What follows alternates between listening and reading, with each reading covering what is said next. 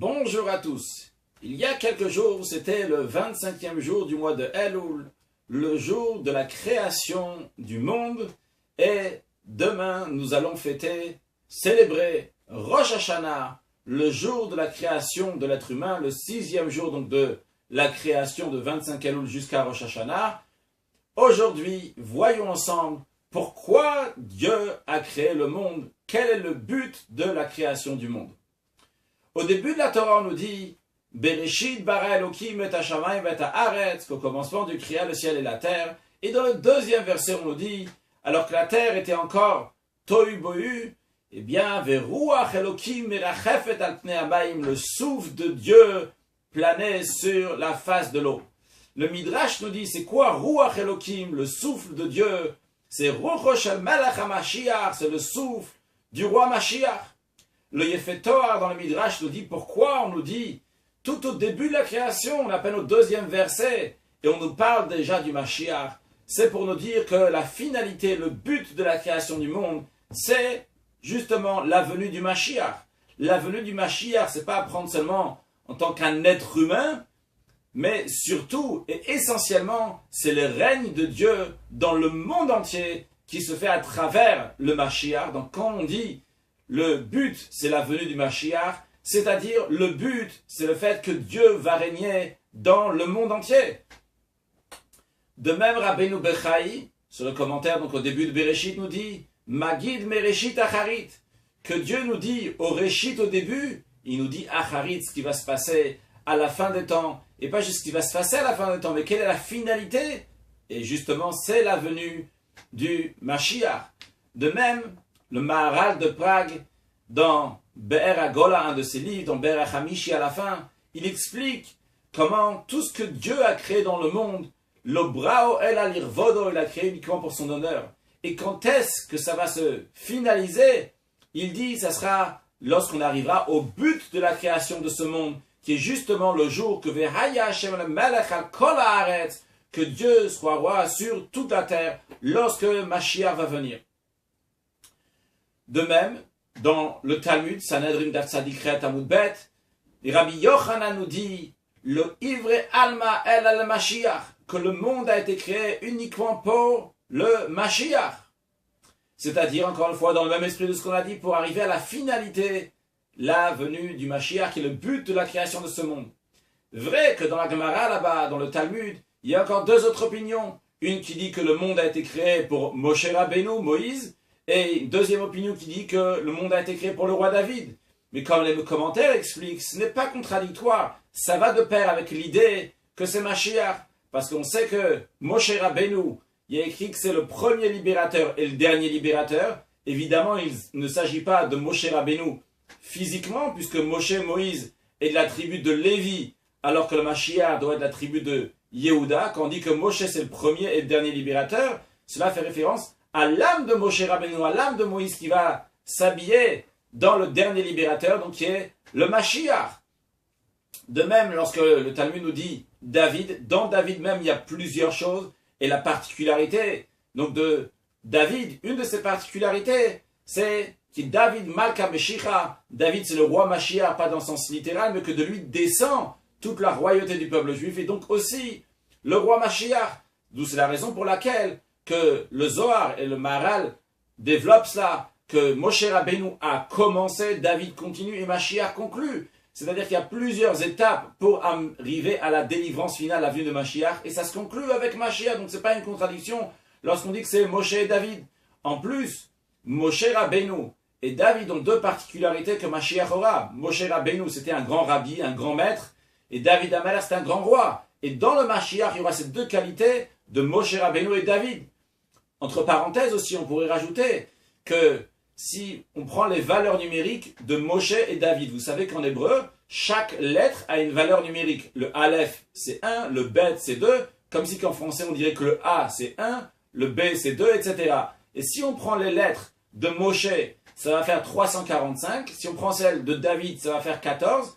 En tout, ça va faire 359, ce qui est la valeur numérique du Mashiach, ce qu'on appelle Imakolel. C'est-à-dire, si on prend toutes les lettres Mashiach, ça fait 358. Et si on prend encore une fois le mot Mashiach en lui-même, c'est une manière comment faire les valeurs numériques, ce qu'on appelle Imakolel avec le mot aussi, on aura aussi 359. Refermons la parenthèse, juste pour dire en tous les cas que le Talmud aussi nous dit que le but de la création du monde, c'est la venue du Mashiach. Et de même, le Admour Azaken, fondateur de la Chassidut Chabad, dans son livre magistral, le Tanya, il dit que le monde, les Kach Nivra Mitrilato, depuis le début, pourquoi il a été créé, c'est pour arriver à ce moment-là, à la venue du Mashiach, qui est encore une fois cette époque dans laquelle Dieu sera roi sur le monde entier. Bien, on a vu sur le bout de la fourchette quelques références dans lesquelles on retrouve que Mashiach, c'est le but, la finalité du monde. Essayons de comprendre un peu plus. Le Midrash nous dit que Dieu a eu envie d'avoir une demeure ici-bas. Quand on dit que Dieu il a eu une envie, c'est juste une image évidemment. De la même manière que quand on dit Dieu il a parlé, Dieu n'a pas de bouche, ne parle pas, mais parler, ça veut dire qu'il a dévoilé un message. De la même manière que quand je parle, j'avais quelque chose dans la tête et je dévoile le message à quelqu'un d'autre, ça s'appelle la parole. Donc de même, lorsque Dieu a fait un dévoilement de quelque chose, ça s'appelle une parole. Quand on dit une envie, c'est une image. Pourquoi on appelle ça une envie? De la même manière que nous, lorsqu'on a une envie, c'est pas quelque chose qui est logique. On a envie, c'est tout, j'ai envie, il n'y a pas de raison pourquoi j'ai envie. Peut-être après je trouve des raisons, mais juste j'ai envie. Dieu il a eu envie d'avoir une demeure ici-bas. Je souligne cette notion d'envie, parce que sur une envie on ne demande pas de questions. Et c'est pour ça que nos sages nous disent Dieu il a eu envie. C'est incompréhensible, pourquoi Dieu il a envie d'avoir une demeure ici-bas? On ne comprend pas, mais c'est son envie. Qu'est-ce que ça veut dire que Dieu a eu envie d'avoir une demeure ici-bas? Qu'est-ce que ça veut dire d'avoir une demeure ici-bas? Dans ce monde matériel, dans le monde dans lequel Dieu est caché, dans le monde dans lequel on voit que de la matière sans arrêt, dans ce monde-là, Dieu veut qu'on va l'inviter. Comment on invite Dieu dans ce monde? En rajoutant des actes de bonté et de bienfaisance. Mais particulièrement, lorsque le juif étudie la Torah et accomplit les mitzvot, les commandements que Dieu a demandé de faire. Ce qui correspond tout à fait avec ce que le commentaire de Rashi nous explique sur le premier verset de la Torah, Bereshit bara Elohim, au commencement du créa le ciel et la terre. Le commentaire de Rashi nous ramène les paroles de nos sages, que Dieu a créé le monde pour le peuple juif et pour la Torah. Évidemment, Dieu a créé le monde pour toute l'humanité. Chaque chose, sans exception, dans ce monde a son importance. Mais l'envie et le plaisir de Dieu, et particulièrement lorsqu'un juif va étudier la Torah et va accomplir les commandements divins. Et c'est pour ça que Dieu a créé le monde. Donc le but de la création du monde, c'est que on va étudier la Torah, on va accomplir les mitzvot, les commandements de Dieu. Et à travers cela, on invite Dieu dans ce monde. On fait de ce monde une demeure à Dieu. Lorsque cette table a profité qu'on a fait un cours de Torah avec, cette table a fait partie de la demeure à Dieu. On a invité Dieu sur cette table, sur cette chaise, dans cette salle, chez moi à la maison, sur ma table, partout où je vais, que je suis au service de Dieu, cet endroit s'élève envers Dieu. Cet endroit devient aussi une demeure à Dieu. On a invité Dieu, on l'a mis à l'aise, entre guillemets, si on peut dire. Alors, aujourd'hui, de nos jours, on étudie la Torah, on accomplit les mitzvot. Mais ce n'est pas toujours évident. De nos jours, il nous manque certains éléments. Aujourd'hui, on a 613 commandements, mais on peut en faire un peu plus que la moitié. Une grande partie, ce sont des commandements qui sont liés avec le fait que le peuple juif soit en terre d'Israël, que nous avons le temple, des choses qu'on ne peut pas avoir avant la venue de Mashiach.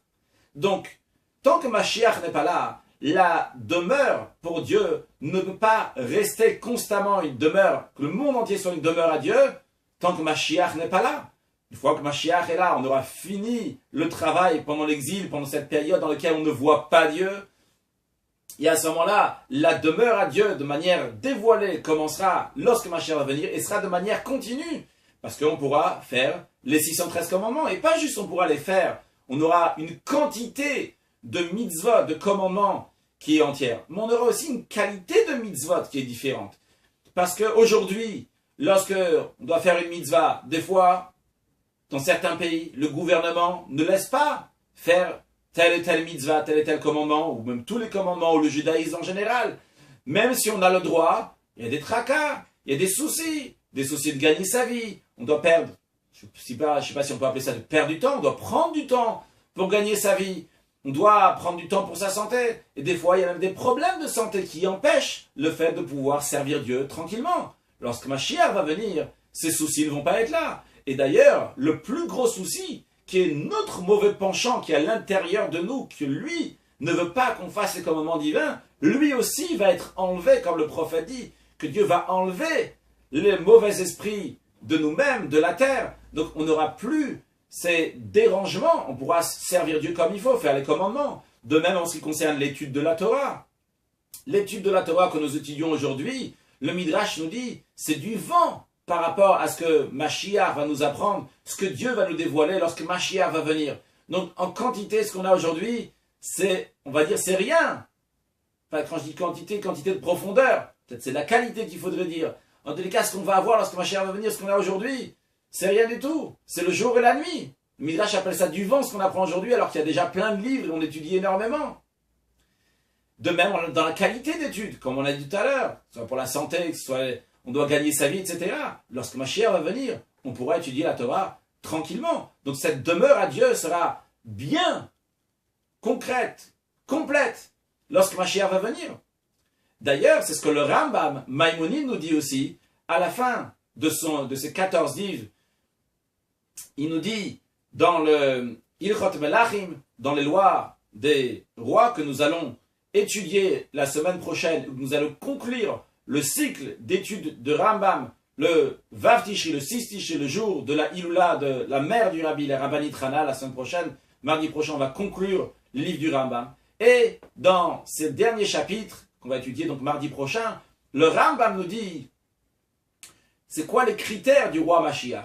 Et il dit, lorsque Mashiach va venir, Chozim kol hamishpatim beyamav, qu'à son époque, toutes les lois vont redevenir comme c'était avant. On va pouvoir faire les sacrifices, on va pouvoir faire la jachère, le jubilé, des choses qu'on ne peut pas faire aujourd'hui, on va les faire. Ce que le Rambam nous dit ici, c'est qu'on pourra faire les 613 commandements, des commandements qui nous manquent, on pourra les faire.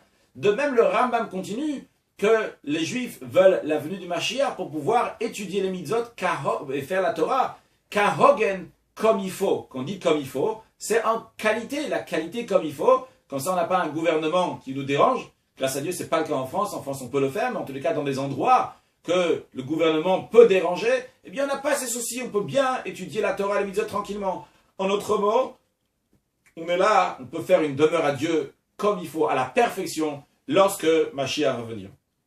On comprend donc un peu plus cette envie de Dieu. Quand je dis un peu plus, parce que finalement ça reste une envie, ça reste quelque chose d'incompréhensible, d'au-delà de notre compréhension. Pourquoi Dieu a voulu avoir une demeure ici-bas à travers notre étude de la Torah et notre accomplissement de ses commandements? Mais on comprend que Dieu va avoir une demeure ici-bas. Cette demeure ici-bas se fait à travers l'étude de la Torah, l'accomplissement des mitzvot, et ça va se concrétiser, se finaliser lors de la venue du Mashiach.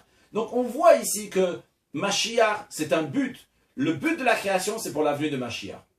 A priori, on pourrait demander, dans le Rambam Maïmonide qu'on vient de citer, et de même dans les lois de Teshuvah, et ailleurs dans son commentaire sur la Mishnah, le Rambam nous fait comprendre que le juif veut la venue du Mashiach pour pouvoir mieux étudier la Torah, et comme cela, arriver au Olam Haba, à la vie du monde futur.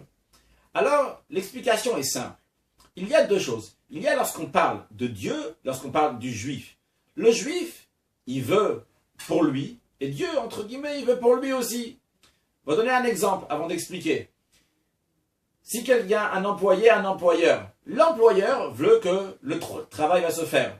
L'employé veut avoir son salaire. Donc, chacun dans son monde à lui, il a ce qu'il veut. L'employeur veut avoir quelque chose, l'employé veut avoir autre chose. Alors, l'employeur, en l'occurrence, pour nous, c'est Dieu. Dieu va avoir une demeure ici-bas. Et ça, c'est l'essentiel. Nous sommes les employés de Dieu. Les employés de Dieu. Alors, l'employé peut chercher ses intérêts. En l'occurrence, même un juif religieux, il va chercher ses intérêts. Alors, le Rambam Maïmonide nous parle à lui. Il dit, toi, tu cherches quelque chose. Tu veux une motivation pour la venue du Mashiach. Eh bien, je vais te dire, la motivation pour toi, elle est, tu pourras encore mieux étudier la Torah et les mitzvot. Quand tu vas étudier la Torah et les mitzvot, tu pourras encore plus t'attacher à Dieu. Ce que chacun de nous cherche à s'attacher à Dieu. Tu pourras encore mieux étudier et mieux accomplir les commandements. Et par cela, tu auras la vie du monde futur dans laquelle tu pourras encore plus t'attacher à Dieu. Donc même quelqu'un de religieux de haut niveau qui cherche qu'à s'attacher à Dieu, lui aussi va dire, pour moi, ça vaut le coup de la venue de Mashiach. Mais si on parle par rapport à Dieu même, avoir le salaire de pouvoir s'attacher à Dieu ou quoi que ce soit, ça ne nous intéresse pas. Si quelqu'un est vraiment que pour Dieu, Il cherche ce que Dieu lui demande de faire. Il veut que Dieu va venir résider dans ce monde parce que ça fait plaisir à Dieu, pas par rapport à moi. Donc par rapport à Dieu, pour conclure, par rapport à Dieu, le but de la création du monde, c'est avoir une demeure ici-bas et ça se fait à travers l'étude de la Torah et l'accomplissement des mitzvot.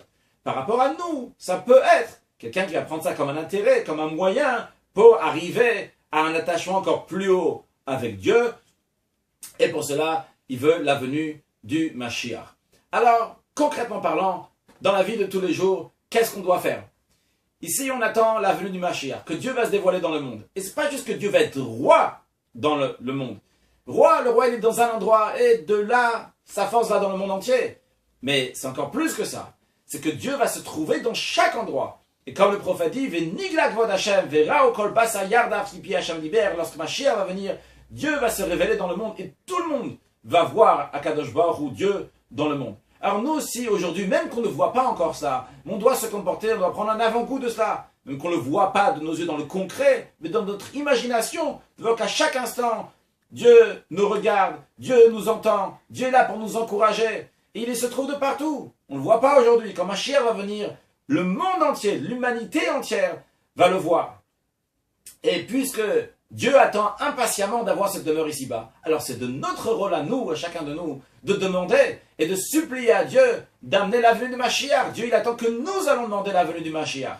C'est la raison pour laquelle que les sages, ils ont instauré dans plein de bénédictions qu'on fait, que constamment on demande la reconstruction de Jérusalem, la venue du Mashiach. Quand on mange des gâteaux par exemple, ou des fruits de la terre d'Israël, on dit « Venez Yerushalayim Irakod et je vais nous reconstruire Yerushalayim ». T'as mangé un gâteau, qu'est-ce que tu demandes maintenant? Construire Yerushalayim. Dis Dieu merci, le gâteau il était bon. Non, parce que c'est essentiel. On a mis au Yerushalayim.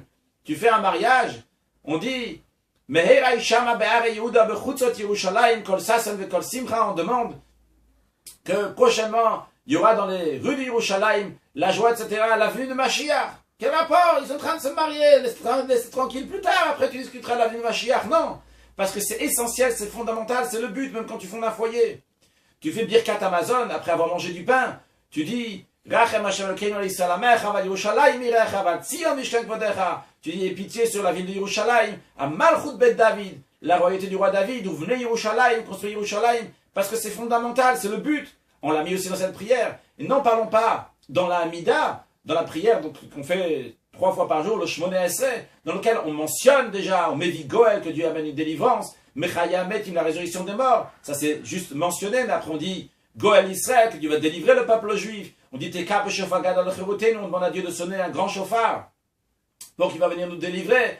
On demande à Dieu Shiva Shoftenu qui va Rishona, de ramener les juges comme c'était à l'époque. C'est aussi la venue de Mashiach, V'Yerushalayim Micha Berachem Tashu, que tu viennes vite à Yerushalayim, et Tzamar David Avdecha Mehera Tatzmiach, que tu fasses vite venir la descendance du roi David, le roi Mashiach, V'Techezena Ineinu Beshucha Letzem Berachem, que nos yeux voient lorsque tu vas venir à Jérusalem. On le demande constamment. Pourquoi? Parce que c'est un but, c'est quelque chose d'essentiel, c'est pour ça qu'on l'a mis dans toutes les prières.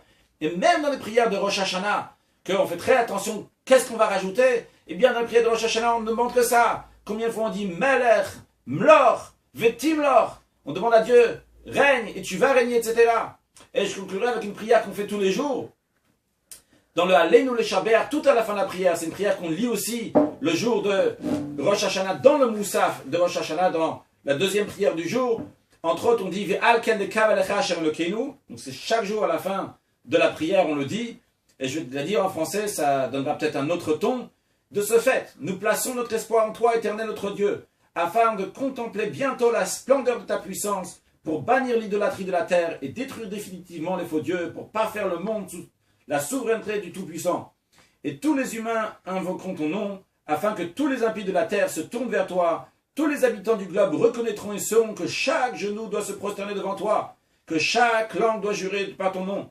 Devant toi, éternel notre Dieu, ils s'inclineront, s'agenouilleront et accorderont de l'honneur à la gloire de ton nom.